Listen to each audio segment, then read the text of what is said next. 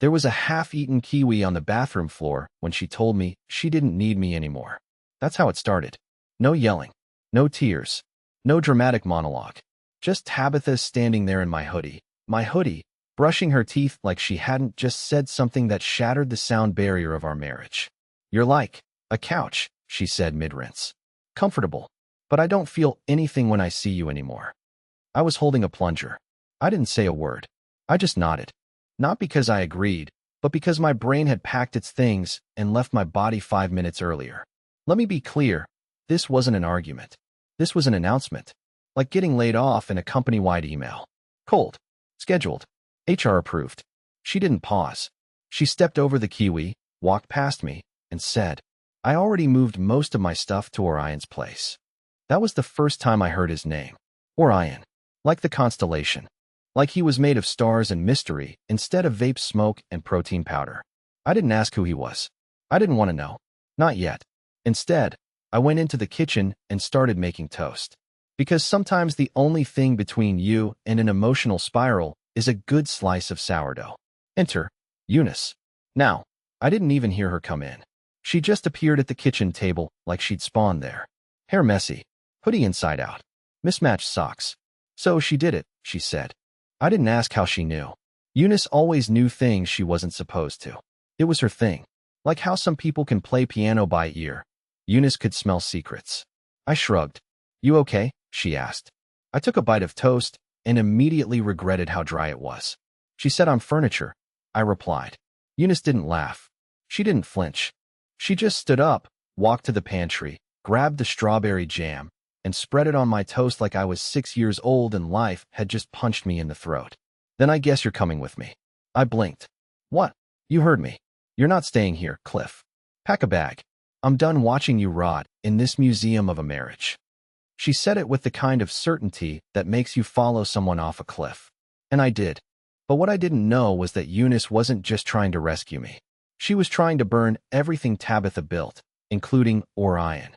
And by the time I figured that out, we were already 3 states away, with a suitcase full of secrets and a plan I didn't understand.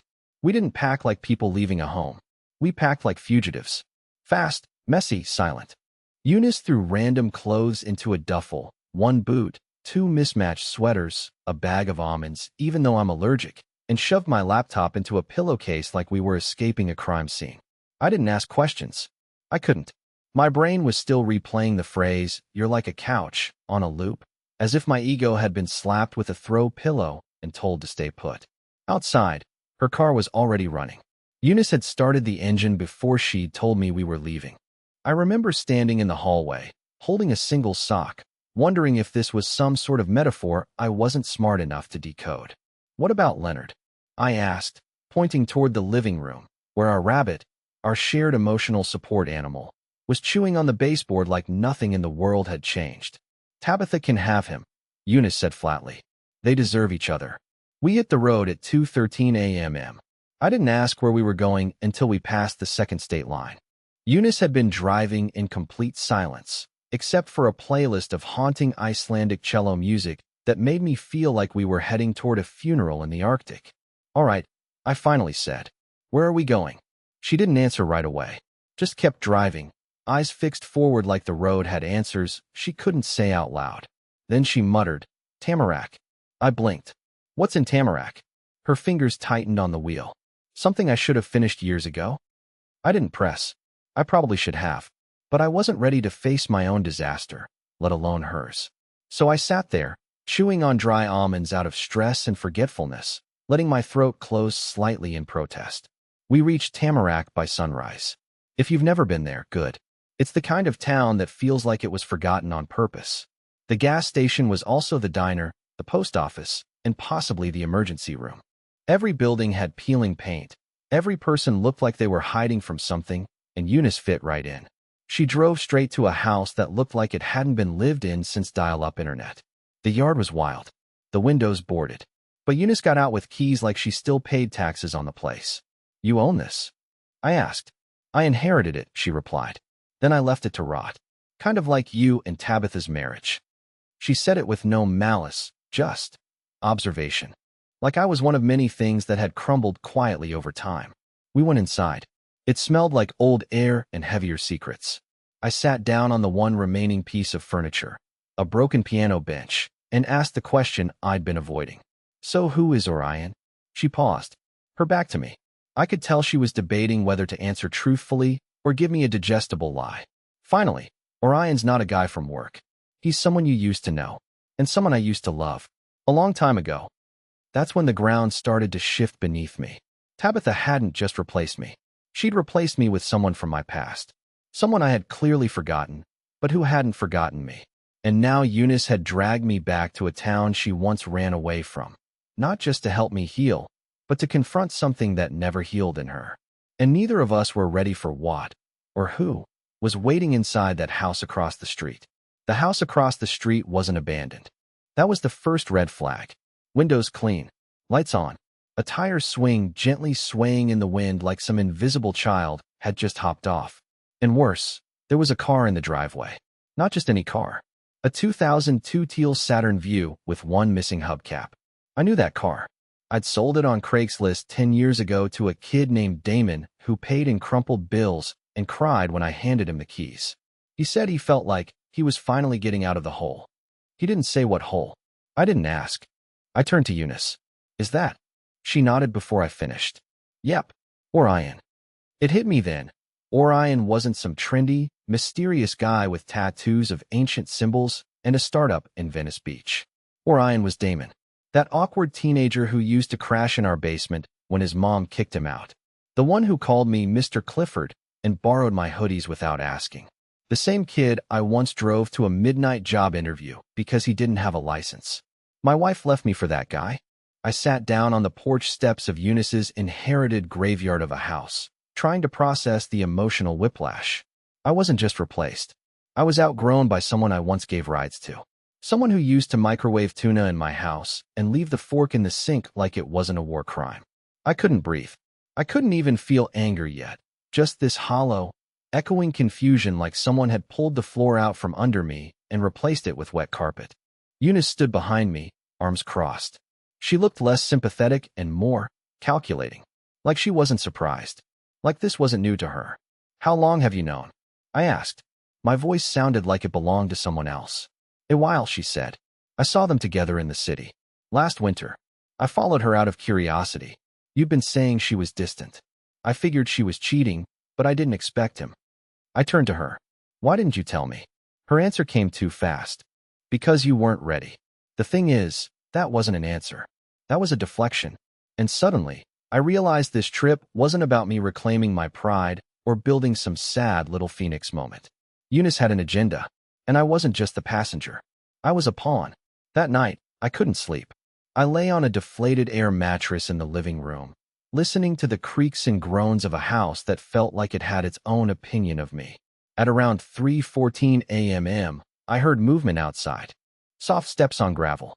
I peeked through the curtain. It was Damon, Orion, walking barefoot toward the woods behind the street. He wasn't alone. Tabitha was behind him, laughing. Not fake, corporate laughter. Real laughter.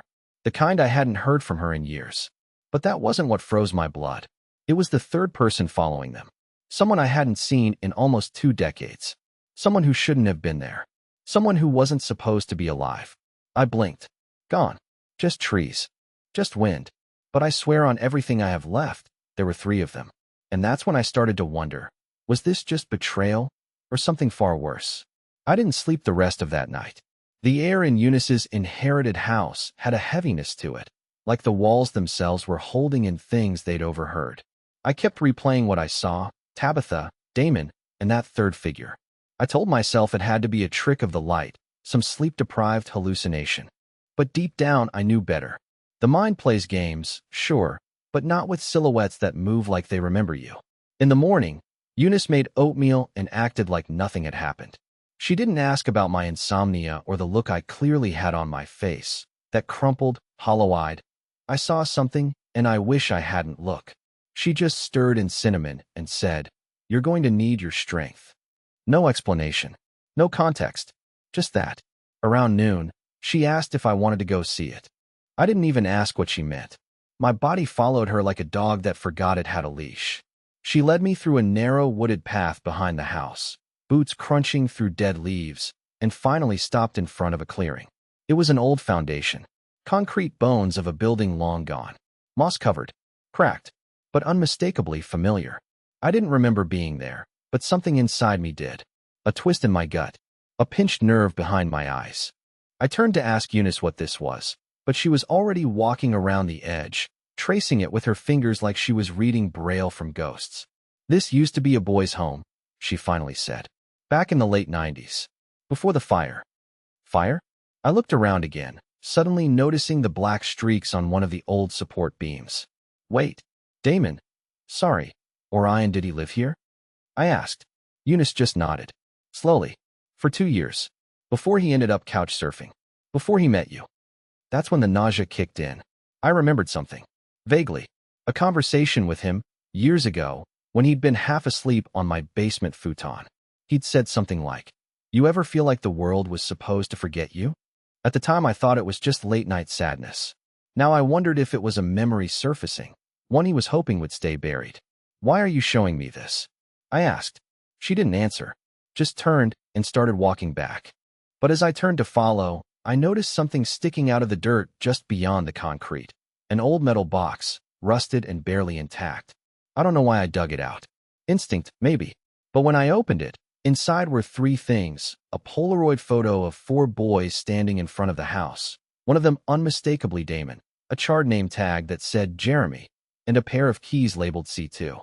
I don't know why, but the moment I touched those keys, my hand started shaking uncontrollably. Later that night, after Eunice had gone to bed, I Googled everything I could about the boys' home. Tamarack Youth Restoration Center.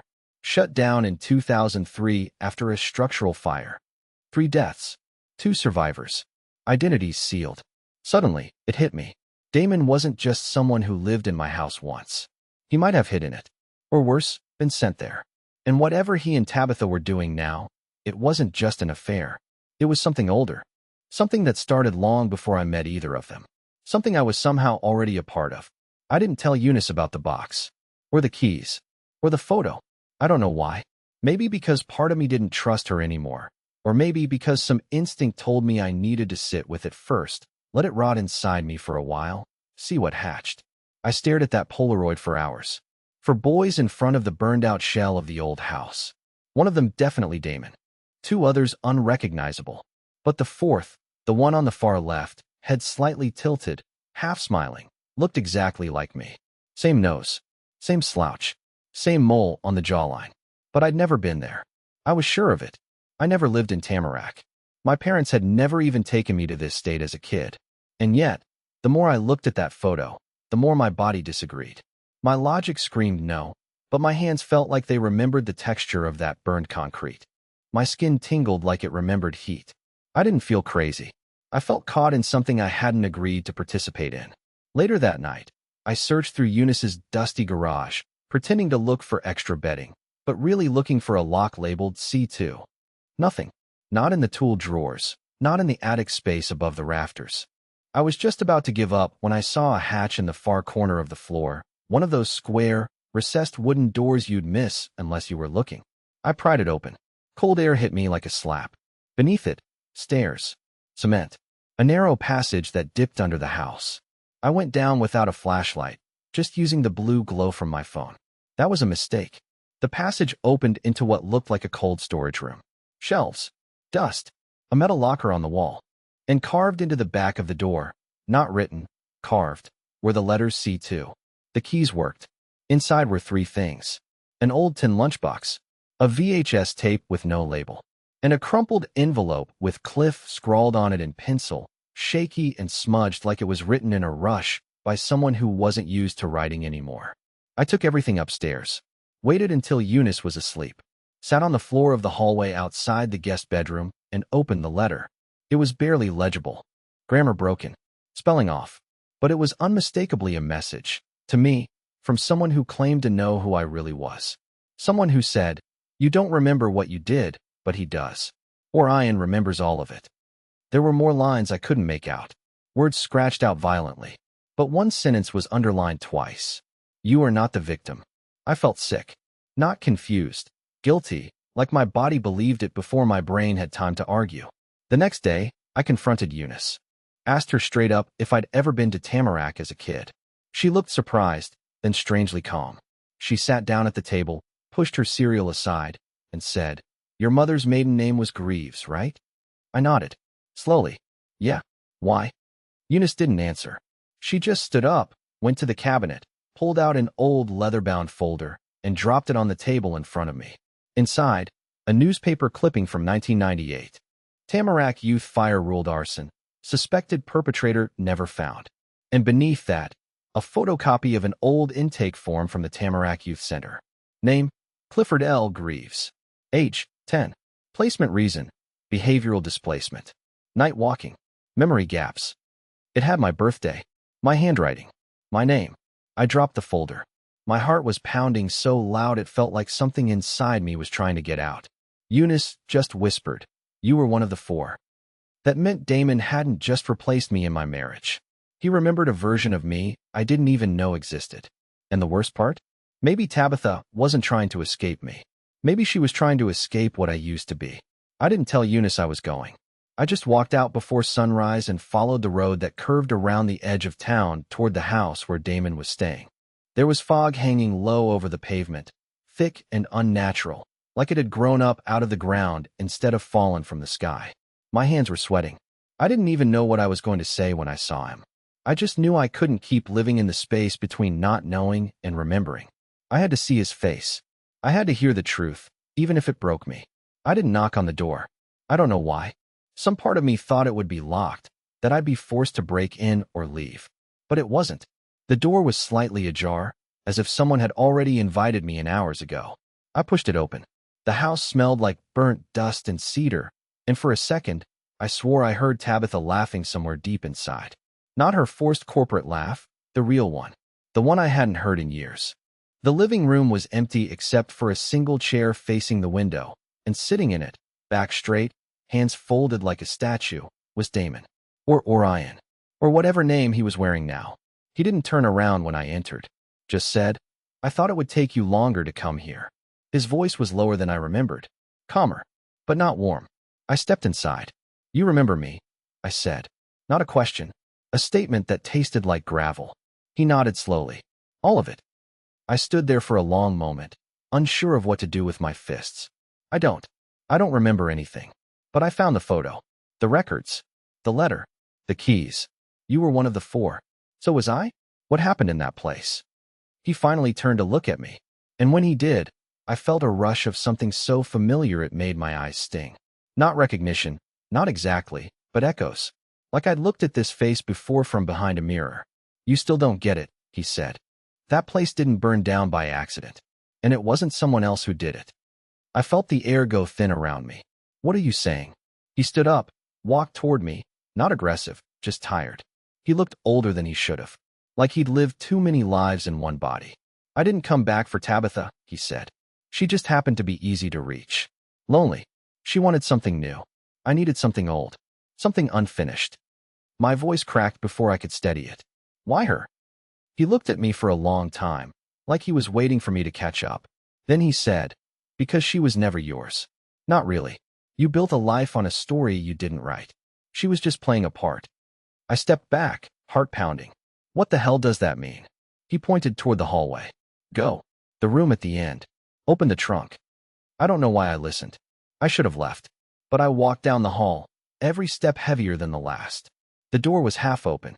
Inside, a small room, sterile, stripped bare except for a wooden trunk near the window. I opened it. Inside were clothes. Children's clothes. Old. Mismatched. And 4 name tags. Each with a letter and a color. R, G, B, and C. My hands trembled as I pulled them out. They weren't just tags. They were assigned identities. Color-coded. Dehumanized. We weren't just kids in that place. We were experiments. Broken things someone had tried to rebuild. And my name, Clifford, might have been one of them. But maybe not the first. I turned back toward the hallway and found Damon standing there, watching me. "They tried to erase us," he said. "You let them." I wanted to scream. Deny it. But my body, the ache in my ribs, the tension in my jaw, already knew he was right. Somewhere, long ago, I had made a choice to forget. and Damon had made a choice to remember everything. But what he said next broke whatever was left of me. You didn't just survive that place, Cliff. You helped them design it. I don't remember walking back to Eunice's house. I only remember arriving, soaked in sweat, trembling, shoes caked in mud. My head felt like it was full of smoke. My body knew something my brain still refused to say out loud. I told myself Damon was lying. I told myself he was broken and trying to drag me down with him. But some part of me, some quiet, pulsing nerve in my spine, was already preparing for the truth. Eunice was waiting for me on the porch, sitting like she'd been there for hours. She didn't ask where I'd gone, didn't ask what I'd found. She just looked up at me with this expression that wasn't surprise or even concern. It was something closer to disappointment. She stood slowly, walked inside, and said over her shoulder, "So, now you know." That sentence landed like a confession, but she didn't explain it. I followed her into the kitchen, pulled out the chair across from her, and sat down like a prisoner waiting to be sentenced. "I need you to tell me everything," I said. "And I need you to do it now. I saw the tags. I saw the records. Damon says I helped them, that I was involved in whatever happened at that place. Is it true?" She didn't look away. She didn't cry. Eunice simply nodded, just once, and then folded her hands in front of her like she was about to deliver a eulogy. "You weren't like the others," she said. "You weren't placed there because you were broken. You were placed there because you worked." The room started to tilt, or maybe it was me. My throat dried out. "Worked? You were their favorite," she continued. "You were calm, obedient. You adapted faster than anyone. When they tried different methods, sleep deprivation, isolation, even the early behavioral tests, you responded exactly the way they wanted. You never fought back. You never cried. You took notes." I shook my head, laughing in disbelief, even as my pulse screamed that she was telling the truth. "I was 10. She leaned forward. "You weren't just a kid in that place, Cliff. You were the control group." I stood up so fast the chair fell backward. "You've known this the whole time?" I asked. "Since when? Since we met? Since the divorce started? Why didn't you tell me?" She stood too, calmer than I ever expected. "Because I thought you were gone. I thought they erased all of it. I thought you'd lived a life outside of it, that the version of you that came out was real. But when Tabitha started pulling away, when you started losing things, your focus, your memory, your sleep, I knew it was coming back. And I had to be here when it did." I backed away from her, into the hallway, as if the distance could protect me. My hands were shaking so badly I could barely keep them still. "So what? You brought me here to protect me?" Eunice looked at me with eyes that were so heavy I couldn't tell if they held sorrow or fear. "No," she said quietly. "I brought you here to contain you." That sentence stopped the blood in my veins. Because whatever they buried in you, Cliff, it doesn't stay buried forever. Behind me, I heard a creaking sound. I turned toward the hallway. The door to the basement, the one I hadn't opened since the night I found the locker, was slightly ajar. And someone was standing at the bottom of the stairs. Not moving, not breathing, just watching. I didn't move. For what felt like hours, I stood in the hallway staring into the shadows at the bottom of the basement stairs. I couldn't see his face, but I knew who it was. Damon. Or Ian. Whatever name he'd chosen today. He was there, still as stone, waiting for me to finally look at what he had carried all this time. The box, the files, the memory I didn't want. But I didn't run. For the first time in this whole mess, I stepped forward. Slowly, carefully, I descended those stairs like I was walking back into my own mind. He didn't speak until I was standing just a few feet from him. "You were the only one they listened to," he said softly. "Not because you were cruel, because you were quiet. You made them think what they were doing made sense." I swallowed, the guilt thick in my throat. I didn't remember. I didn't know. Damon finally stepped out of the shadows. There were lines under his eyes, yes, but there was something else there too. Peace. "I know. That's why I came back. Not for revenge. Not to ruin you. I just wanted you to remember. I wanted you to be the one to say it." "Say what?" I asked. He looked right at me, not angry, not broken, just tired. That what they did to us wasn't okay. That it wasn't normal. That we weren't crazy. That we were kids. I felt something shift inside me. A kind of tectonic release. For years I had carried around shame I didn't understand, anxiety I couldn't name, guilt that came from nowhere. I thought I was just a failure, a coward, a man whose wife outgrew him. But now, standing in that basement, I saw it for what it was, trauma pretending to be personality. I nodded, voice shaking. It wasn't okay. None of it. I'm sorry. Damon exhaled, a long breath like he'd been holding it in since we were children. And then he smiled. Not a wide smile, but something real. That's all I ever needed. We left that house together. Eunice was sitting on the porch, knees pulled to her chest, eyes red but dry. When she saw us, she didn't say anything. She just stood, walked to me, and hugged me without words. For the first time in a long time, I let myself be held. No performance, no guilt, just human contact. Tabitha was already gone. She left a note, short and not unkind. I love the version of you I met, she wrote. But you needed to become the version of you you'd forgotten. And I wasn't part of that story. I didn't feel angry. I felt relieved. She was never the villain. She was just another person trying to survive in a world full of unfinished stories. We stayed in Tamarack a few more days. Damon went back to the old building one last time and left something there. A photograph, I think. Maybe a piece of his childhood. Maybe the version of me he'd been waiting to let go of. I didn't ask. Some ghosts deserve privacy. Eunice eventually handed me the keys to the house. Do what you want with it, she said. But maybe don't run this time. So I didn't. I stayed. I fixed the roof. Repaired the old porch swing. Even found Leonard the rabbit a new hutch out back. I started writing too. Not for anyone else. Just for me. And Damon? He calls every other Sunday. He still doesn't like using his real name. That's fine. We get to choose who we are now. I'm not the couch. I'm not the quiet kid in the control group. I'm not the man who got left behind. I'm Clifford. And for the first time in my life, that's enough.